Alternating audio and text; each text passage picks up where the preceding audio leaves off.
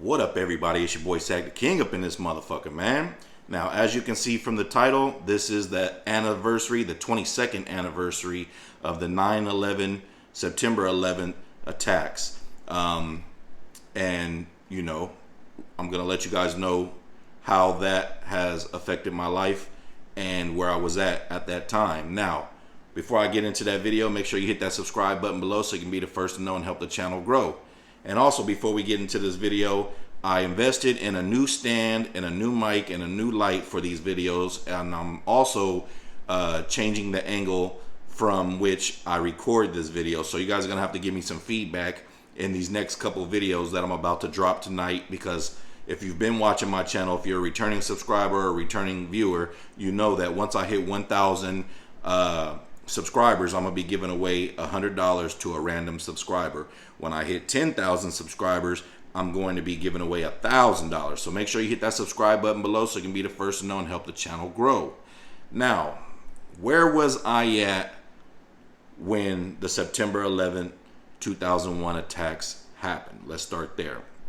I had just finished my first year in the United States Army, which is another story that I will get into, the whole reason why I joined the Army, what led up to me joining the Army, and all of that in the next following videos after this one. So make sure you hit those plays on that. Share any of my videos that you've watched, from the shorts to any of these life stories or any of my travels or my eating videos or any of that. Just share it, like, comment, subscribe, and I appreciate every view.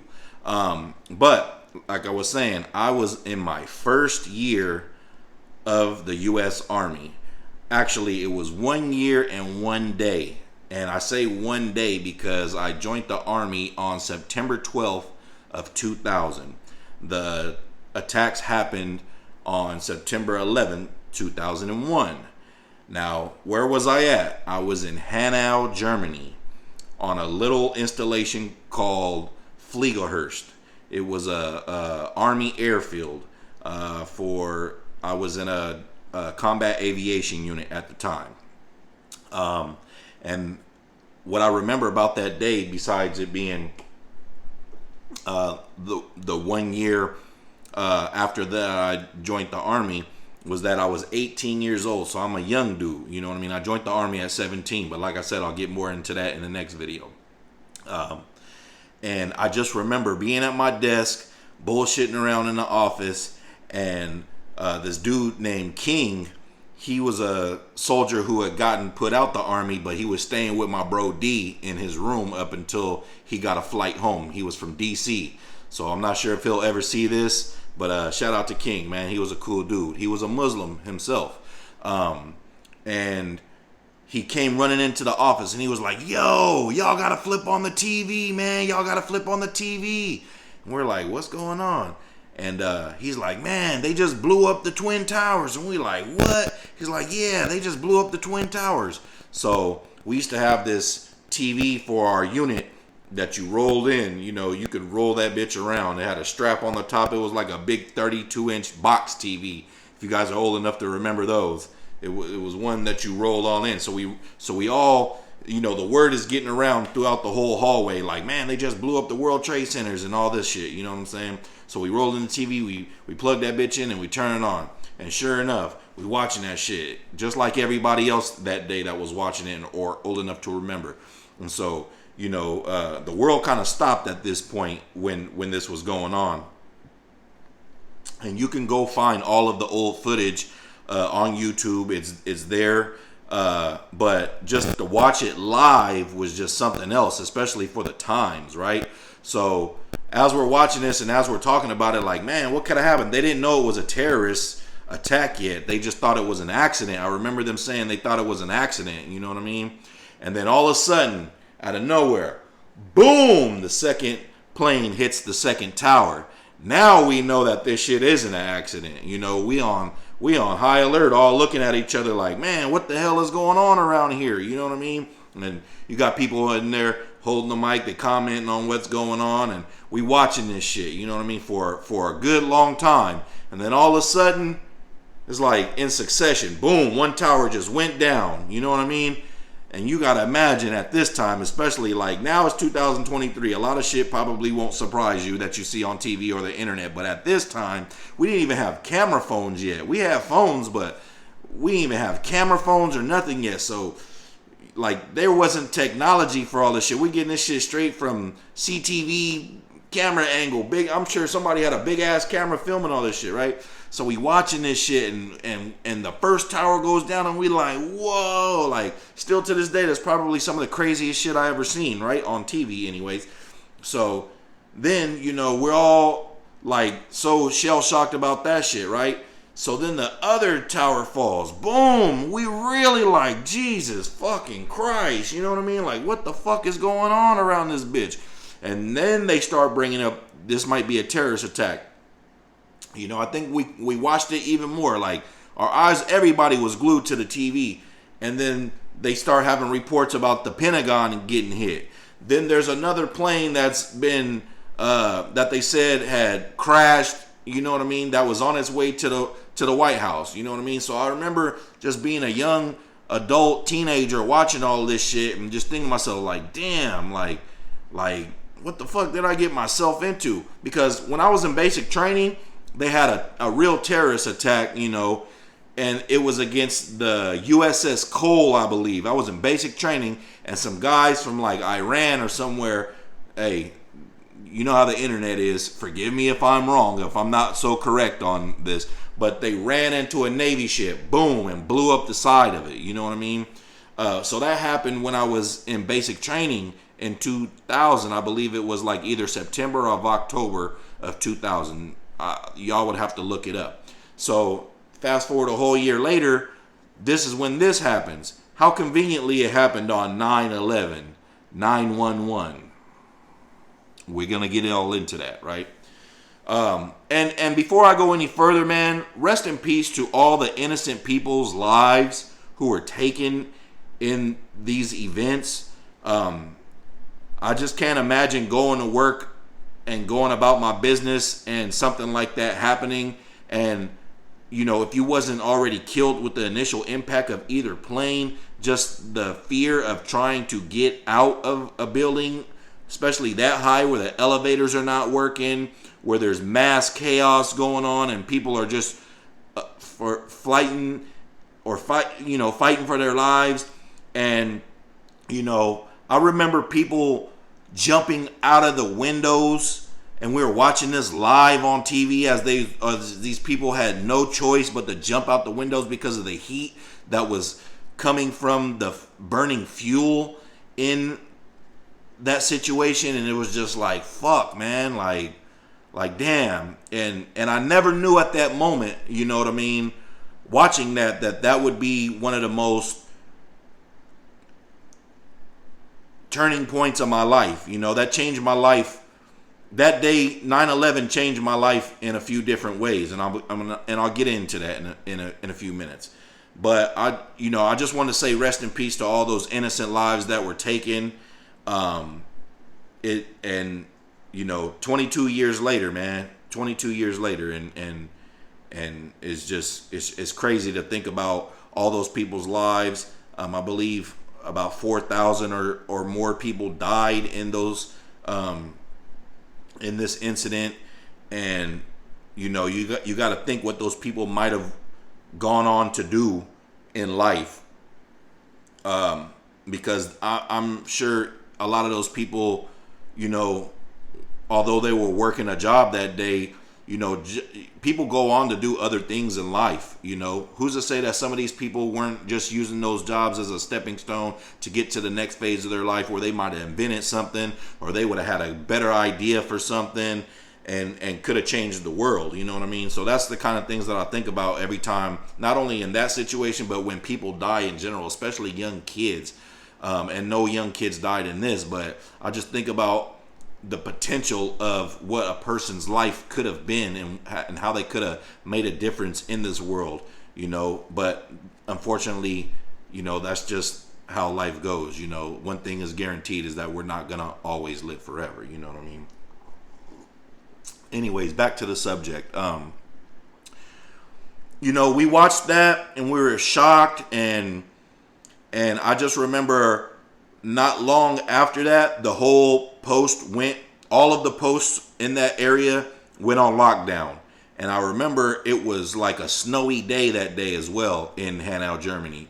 And I remember them calling an alert and them telling us to go get all of our bags. We didn't know what was going on. We didn't know what was going to happen. And I remember we had to sleep in the hallway of the unit after we went and got our bags for like 3 days, for like the next 3 days until we got the word of what was going to happen or what was going on. Nobody knew nothing at the time. You know, I mean, other people knew exactly what was going on at the time, and I'm going to get into that in a second. But at this time, as far as the military, we really, you know, as far as my unit was concerned, we didn't know what the hell was going on. You know what I mean? We just knew that there had been a so-called terrorist attack on the World Trade Centers, and everybody was on alert. You know what I mean?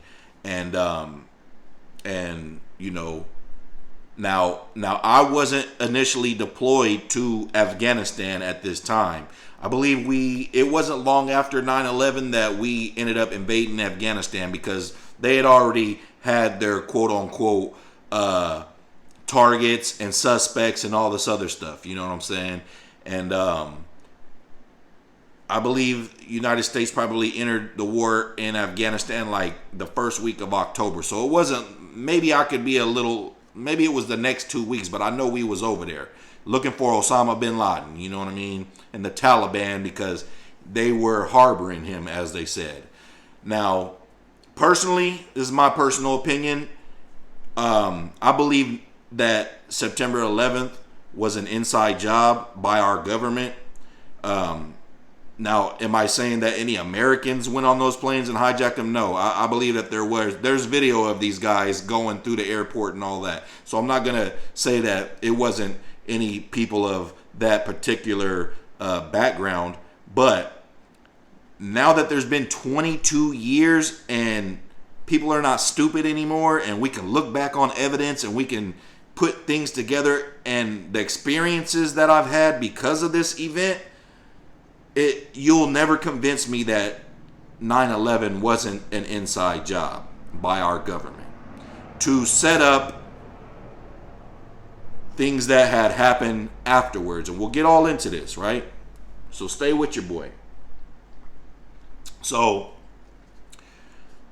you know, let's start with the fact that, you know, okay, so they bombed the World Trade Centers. You know, they ran planes into those guys. You know, and I know it might be somebody out there watching this, if you made it this far, like, Zach, but why would somebody who the government set up go and blow themselves up? Hey, man, they're called jihadists. All right, they really believe in this. They don't care about giving their life up for a bigger cause in their mind. Now, would I ever go blow myself up for something, or for some money, or for some government? Or hell no.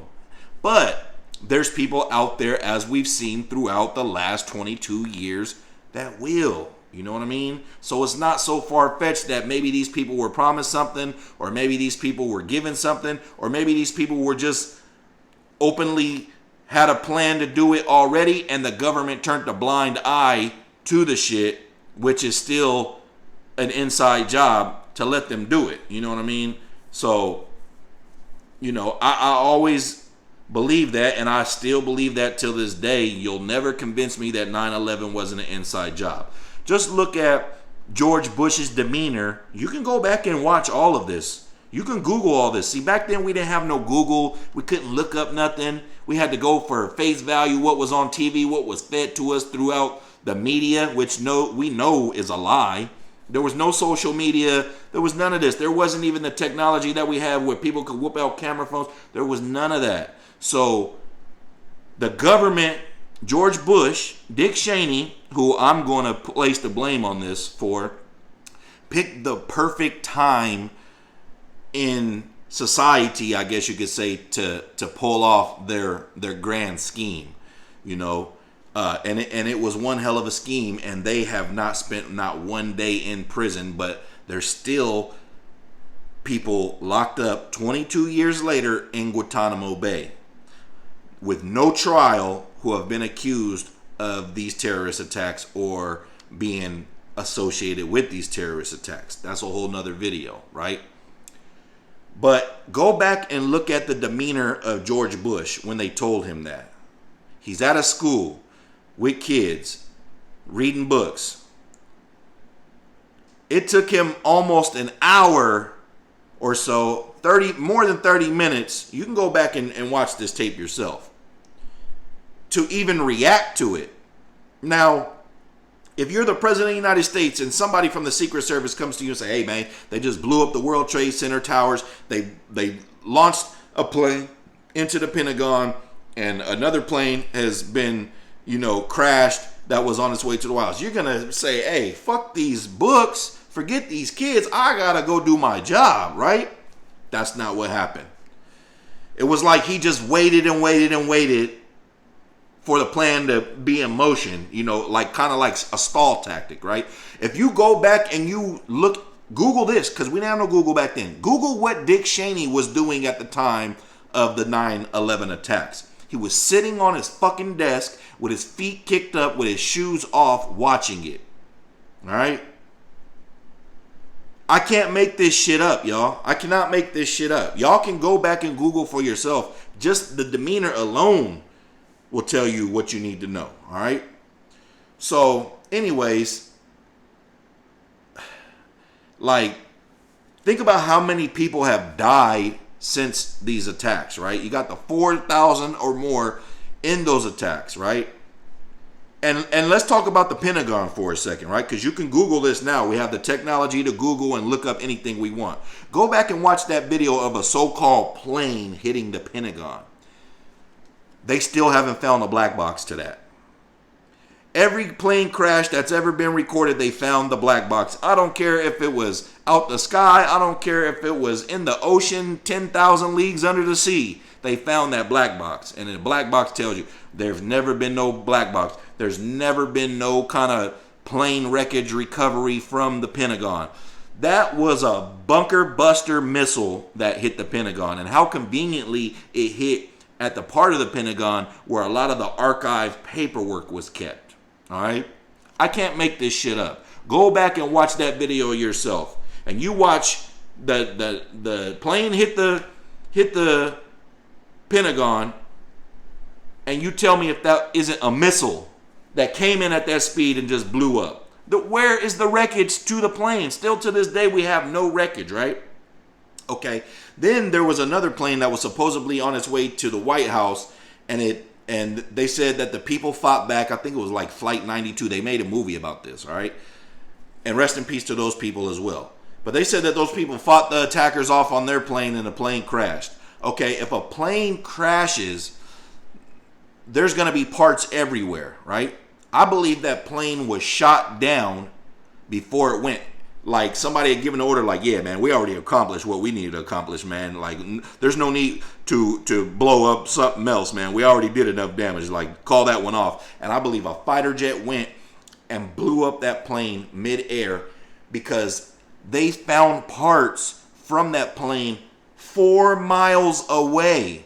When a plane crashes in an area, you're not going to find plane parts 4 miles away, right? The only way that you're going to find plane parts scattered 4 miles away is if it blows up in the air, all right? Then it's going to be scattered all the way coming down every which way.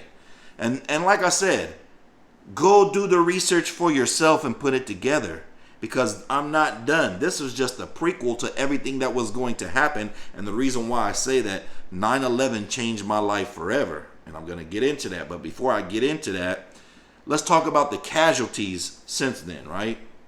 So in Afghanistan, you have 2,462 service members that have died in that 20-year war, because we only pulled out of Afghanistan maybe like a year or two ago. All right. You have from that 20,149 wounded. So there's over 2,000 soldiers killed and over 20,000 wounded. And that's not to include the soldiers who didn't get shot or anything like that, but come back home different people, especially after multiple deployments. You know what I mean? You're not going to come back the same, especially if you were part of that initial wave of people that went to Afghanistan. You know what I'm saying? Now, why would we go to Afghanistan? Why would George Bush and them set up all of this just to go to Afghanistan? What in the fuck do we care about Afghanistan, right? Afghanistan is the number one producer of opium in the world. Not to mention all of the minerals that are found in the ground when you start drilling and digging into some of these caves, like lithium, for one thing. And that's something that is used in cell phone production. All right. But let's get back to the opium. Afghanistan is the top producer of opium, probably still to this date, right? Why would you have United States soldiers out there guarding opium fields for? And I've talked to and been in the army with plenty of people who were in Afghanistan, and they told me they had them out there guarding opium fields. Why? Why wouldn't we burn these shits down? All right? You got to think. In the 90s, there was a crack epidemic. 80s and 90s, it was all about cocaine, right? Since the Iraq war, or since that war in Afghanistan, we've had nothing but opium epidemics in America. And you say, how the fuck can that be possible? Because we have a stranglehold on the country who produces the most opium. Why do you think so many people were getting hooked on Oxycontins, on syrup, on Roxycontins, on Xanax, shit like that? Because it was so accessible. The opium was coming in, and all we had to do was press up them pills and make that syrup. Y'all can't put two and two together that they stopped talking about crack and all of a sudden it was all about opioids. We never had this problem before because we weren't in Afghanistan. You know what I mean? Now, I'm not saying that Osama bin Laden and the Taliban were just stand-up citizens, but one thing about Uncle Sam is if you're not breaking bread with Uncle Sam, he's going to come just take his shit. You know what I'm saying? He's just going to come take his shit. And, you know, who's to say that billions of dollars worth of opium, they didn't want to break bread with America, so fuck you. We're going to blame you for some shit and we're going to take your shit, right? And I remember at this time, everybody was patriotic at this time now, right? Everybody was patriotic. It was all about flags and all this shit. Then you implemented a whole new department of the government called Homeland Security, right? You signed the Patriot Act, which gave people access to people's phones, to all their computers, to all their electronics, to spy on citizens and people abroad, which is all true. There was no TSA established before 9/11. Go Google when the TSA was established. You know, the people that check you and all that other shit, which I'm not mad about the TSA. Hey, as safe as I can be on my plane ride, hey, I'm all for that. But let's get back to the subject at hand about this being an inside job. When you make a whole department called the Department of Homeland Security and the NSA, you know what I mean? And what is those tools used for? To spy on people, whether abroad or in the United States of America, which is why the FBI, you know, and the CIA don't really get along. Which is why you got people like Eric Snowden, who has come out and blatantly told y'all what was going on since 9/11. And he did a very great interview with Joe Rogan some years back. Y'all should all go watch after you watch these next videos and hit that subscribe button below, right? So if you're still with me after 24 minutes, man, the reason why that was so pivotal and why it changed my life forever is because 9/11 and the Afghanistan war was a prequel to what would happen and involve myself, which was the Iraq war. And like I said, at this time, everybody's scared. Everybody's patriotic. Everybody's soaking in everything that the media is feeding them and will believe whatever. They could put Elmo up there with a fucking turban on saying some shit in Arabic that we don't understand. And we're going to say, hey, go to Sesame Street and lock his ass up next. You know what I'm saying? It was just that kind of time back in the day. Nobody was really thinking for themselves. We was thinking, they were thinking, not me. We're scared. Do whatever you got to do. Go drop a nuclear weapon on them. Everybody wanted revenge, right? So that was a prequel to what else would happen. Because George Bush didn't want to stop with the opium. You got a stranglehold on the opium and minerals in Afghanistan, right? What do we do next? We invade Iraq in 2003. And this is why I say that 9/11 changed my life forever, because I was a part of the first wave of people that was sent to the Iraq war. And the pretense or reasoning that they gave us to go to Iraq was that Saddam Hussein was hiding weapons of mass destruction, which till this day, we haven't found not one cupful of any kind of weapon of mass destruction in Iraq. Now let's talk about Iraq casualties, okay? You have 4,431 soldiers that have died in Iraq. You have 31,994 soldiers who were wounded in Iraq. And again, that's not counting the veterans and soldiers like myself who suffer from things from going to war that you can't see. I don't have any physical scars on me at all, thank God.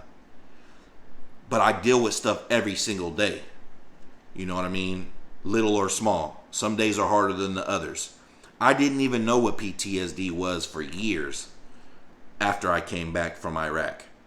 And when I came back from Iraq, I decided midway through the tour that I wasn't going to re-enlist, so they sent me home. Matter of fact, I came home on September 11th, 2003. I was deployed in March. I came back September 11th, the day, 2003.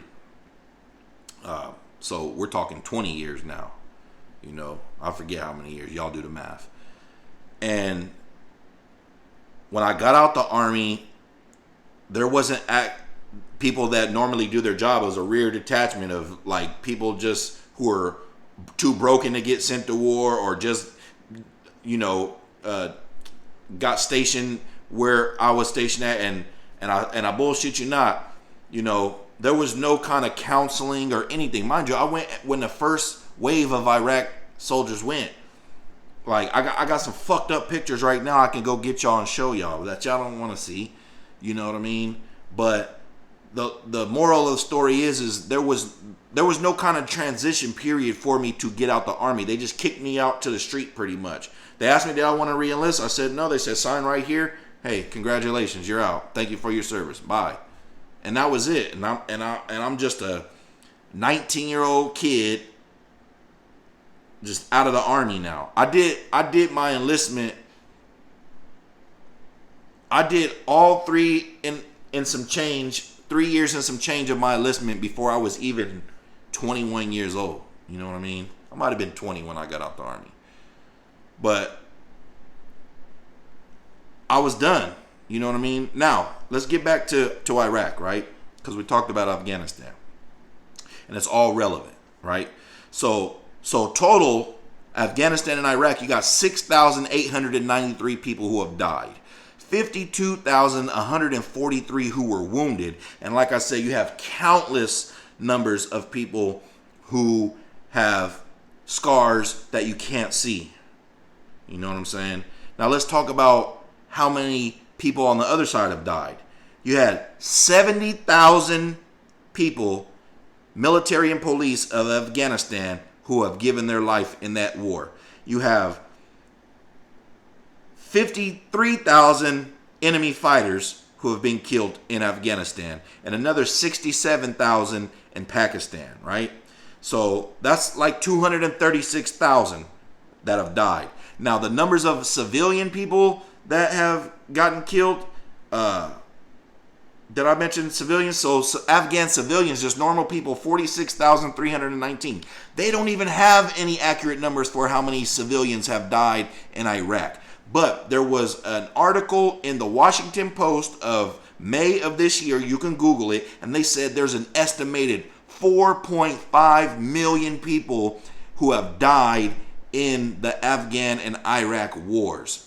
4.5 million. And I believe that that is an accurate number, because both of those countries we have left worse than what we found. Okay, we spent 20 years in Afghanistan fighting the Taliban just to leave and let the Taliban take over with all of our fucking weaponry. Okay, we have went to Iraq, took out Saddam Hussein. Again, I'm not saying he was a saint, but what did that start? A civil war between the Shiites and the Sunni Muslims, which still continues to this day. And then you have other things that have popped up out of that we fight now. It ain't about the Taliban. It ain't about Al-Qaeda no more. It's about ISIS, ISIL, all these other. What they do is they just give them different names. It's the same people. They just give them different names. But a person like me is not fooled. A person like me is not fooled, okay? Now, one of the other things that made me get out of the army, right, is that I'm sitting there one day, and I didn't know this. We didn't have no Google back then. We couldn't Google. We could probably use AOL Mail and Yahoo Messenger, but there was no Google. But you can Google this shit now, right? One day, I'm sitting around, and I'm listening to some special forces guys talk, and they're talking to some Australian dudes who were stationed over there in Iraq with us, right? And they're talking about how Dick Cheney is the vice president or owner, y'all would have to Google that, of Halliburton, right? I'm just listening to a casual conversation. And I'm listening to how they've been over in Iraq since October of 2022. Mind you, I just told y'all that the Iraq war didn't start until March of 2003. Sorry if I messed up. They were there October of 2002. The Iraq war didn't officially start until March of 2003. So this shit was already planned. I'm listening to their conversation. And they're mentioning how Dick Cheney is the owner of Halliburton and all this other shit, right? And I'm remembering that I was just in a talk tent in Iraq listening to some other people. The talk tent is like the command center, like where they make all the plans and all that other shit, right? And they were telling us how, or not us, I was just listening to other conversations about how Halliburton was getting the contracts to rebuild Iraq of all the shit that the Air Force was blowing the fuck up. So you got the Air Force coming and blowing the fuck up everything, right? And Halliburton is getting the government contract to rebuild all this shit. Now, if you listen to what I just told you about Dick Cheney, who was the vice president at this time, who had his feet kicked up with his shoes off watching the 9/11 attacks, you'll wonder to yourself, this is a conflict of interest. How can the vice president, who was the owner or president of a company, get the contract to rebuild all of the shit that we're blowing up? That is a conflict of interest. That is an inside job. That is one of the turning points that made me say, you know what? I'm a pawn out here. I am being used as a tool for something that's way above my pay grade, way above anything I'll ever be able to understand at this point in my life. But I knew it back then. I had the smarts back then, and I used to tell everybody back then. In 20 years, we're going to look back on this, and they're not going to find no weapons of mass destruction. This is all going to be for nothing. I used to tell people in the military that I was with that, and they used to look at me like I was unpatriotic, because there was a lot of racist-ass white boys in my unit and in the military at the time, and that's a whole nother video I'll make, right? And I just decided, no, you're not going to use me as a pawn chip for whatever y'all got going on. And, you know, even back then in my teens, I was in the right sound of mind to know that there was something that wasn't right about this. You know what I'm saying? And we still haven't found not one cup of weapons of mass destruction since then. But we've left both of these companies in shambles, right? And going back to the 9/11, right? If you go back and watch how those buildings fell, they fell straight down. They didn't fall over this way, fall over that way. Neither one. They fell straight down in unison. Both of them. Boom, boom, boom, boom, boom, boom, boom. If you go back and you watch old footage now, you can see where they were blowing it up floor by floor before it even got to each floor. I can't make none of this shit up, bro. Now, why I say that was one of the most pivotal moments in my life and why it had such an effect is because when I was sent to Afghanistan, or Iraq, I'm sorry. When I was sent to Iraq, I just had a daughter 2 weeks prior. I could have died and not even seen my daughter anymore. And she would have never knew her father. And it would have been all for what? For somebody else's cause. My marriage took a hit of a lifetime. I believe, it was other factors of why my marriage failed. And I will get into that in like a 3-part series one day on here. But that was one of the moments in time that we couldn't get back because I was deployed, and then right when I came home, she was deployed. Right after that, within a month, she had to go to Iraq, and that was time that we could not get back, and our marriage wasn't where it should have been at the time anyway. And like I said, time reveals all. History reveals all.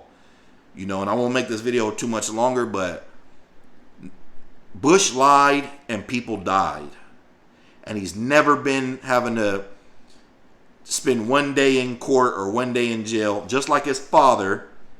And Ronald Reagan never had to spend one day in jail when it's proven that they were dealing drugs in America, crack and cocaine in America. And they shadowed that shit by DARE programs and, shit like that. And it's all come out decades later. It's no mystery. Do your homework. You know what I'm saying? They were dealing drugs. And, George Bush took a page out of his daddy's book and got away with the crime of the century. He really got away with the crime of the century with the 9/11 attacks and starting 2 wars for nothing, pretty much. Different people are going to have different opinions about this. White people are never going to agree with anything I got to say, but I've been there with boots on the ground, looking around, like where the fuck are the weapons of mass destruction? We was in Iraq for damn near 20 years. We didn't find not one fucking cup of weapons of mass destruction. And I just gave y'all the numbers of how many people have died in both of these wars. So, yeah, leave in the comments where you were on 9/11, 2001. And that's pretty much all I got to say about that. You can take it what you want. You can take it how you want. You can say I'm a conspiracy theorist. No, man, I just go by what I've experienced. I go by the facts, and I go by what I've seen throughout history and the Bushes. And like I said, Google anything that I said in this video and then come back to these comments and tell me am I tripping. All right? But before you do that, man, hit that subscribe button below so you can be the first to know and help the channel grow. And also let me know how this audio sounds and how the video layout sounds. And stick around because I got more videos about to drop that I'm about to record. Why I joined the Army, the best decision, the first best decision I ever made in my life, which I don't advise for any of you guys out there, but it worked for me. And then my time in YCP, the Youth Challenge Program, prior to me joining the Army. So stick around. Make sure you hit that subscribe button below so you can be the first to know and help the channel grow. And if you've made it this far in the video, hey, I appreciate your view and leave your comments. King.